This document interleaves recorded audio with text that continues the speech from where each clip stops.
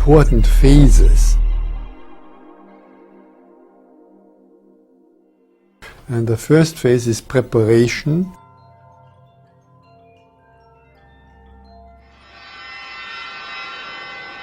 The second one is the experience itself.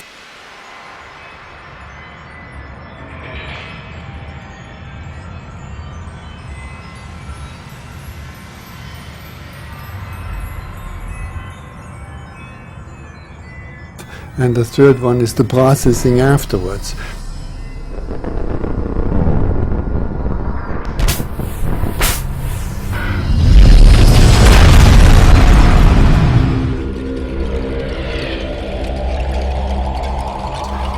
It doesn't make any difference which medium you're using. These three phases will always be there. It's just absolutely clear to me that consciousness is not possibly the product of the brain. It exists or can exist independently of the body, and that it's at least an equal partner, or possibly supraordinated to the world of matter.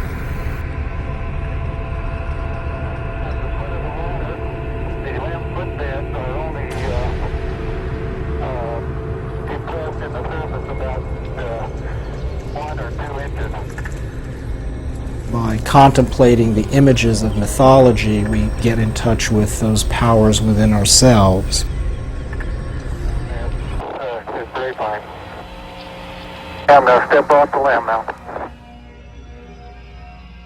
We are animals. We are beautiful, living mammals on a garden planet. Feeling the pleasure and the joy and the ecstasy of that reality is our birthright. It took 14 billion years on this planet for evolution to create a species capable of understanding evolution and capable of understanding nature, the atom, the gene, the brain, such that we can either co-destroy or co-evolve. The journey is about to begin.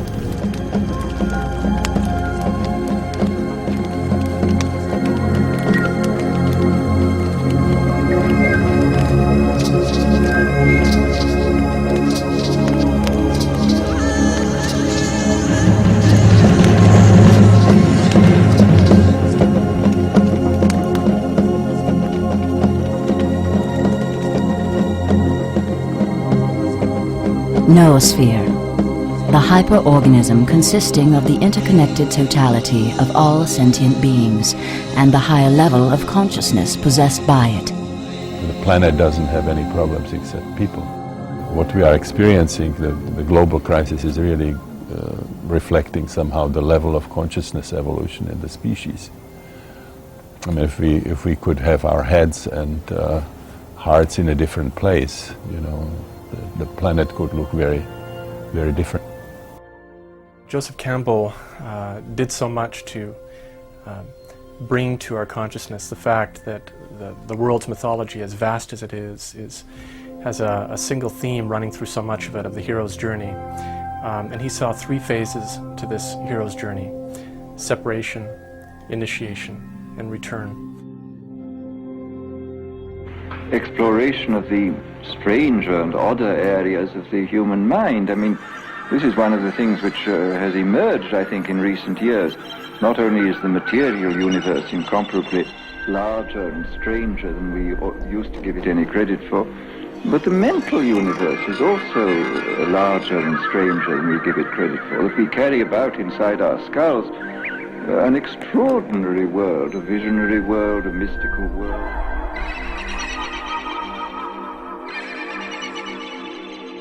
In terms of the times we live in, we have opportunities for spiritual growth and development that never existed before in the world. We have the whole world's spiritual riches potentially available to us. Now, the way it's almost always been when most people never went more than 20 miles from their home village is you were lucky if there was a spiritual teacher around at all, and you were lucky if the way that teacher taught fitted your personality at all, so you could actually get somewhere with it. We have a way of sort of valuing the rational aspects of our intellect and subordinating and actually sort of eradicating these kinds of experiences like intuition or direct knowing from children. We're living in a very interesting time. The civilization that we call Western techno-industrial civilization is simultaneously becoming global and collapsing. As far as we know, historically, that's never happened before on this planet. I mean, civilizations have collapsed before. Rome collapsed. It collapsed from inside. Why? Because it depleted the granaries, the North African granaries. You have no bread to feed the soldiers. Forget it. The military, your military won't fight if they don't get fed. They didn't think about that, you see. The empire always wants to expand, right? It's just like now, just expand. We can do it, we got the greatest military in the world. Well, it's not going to do you any good, you see. If you can't feed the soldiers, you can't pay for it. There's elements within the culture that want to keep things the same. That's true of the economy and politics too, see. People who have power want to keep power. People who have wealth want to keep the wealth. That's the primary motivation. Capitalism, what's called the neoliberal model, is a dysfunctional system. It's not life sustainable. It doesn't support all of life. And half the population on the planet is living at the poverty level. 1 billion people who are permanently hungry.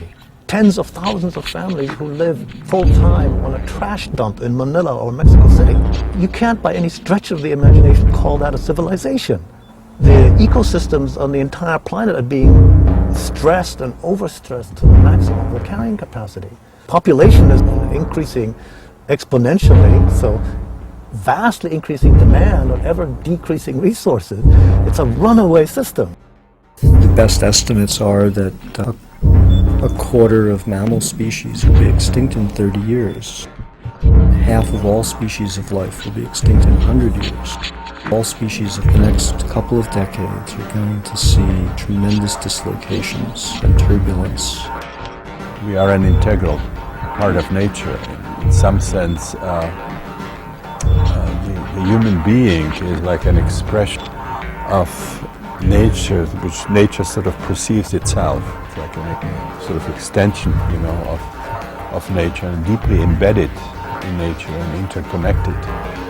And this is something that we lost, the awareness of this embeddedness and of this connection.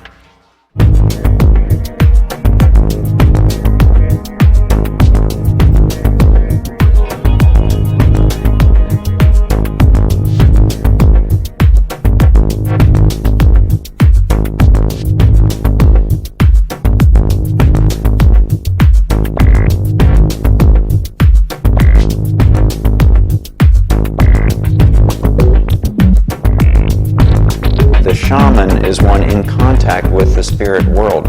Who is this like for us in the West? This is like Christ, Buddha, any of the awakened ones who have traversed the full spectrum of being.